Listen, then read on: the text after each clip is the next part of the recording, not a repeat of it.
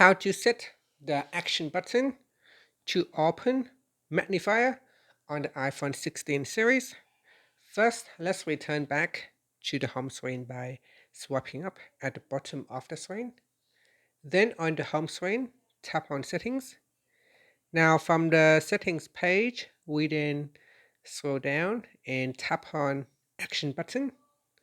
Next in here, you want to swipe across and select Magnifier. Here it is. And here say turn your iPhone into a magnifying glass to zoom in on and detect objects near you. So here, after you can swipe up to go back to the home screen.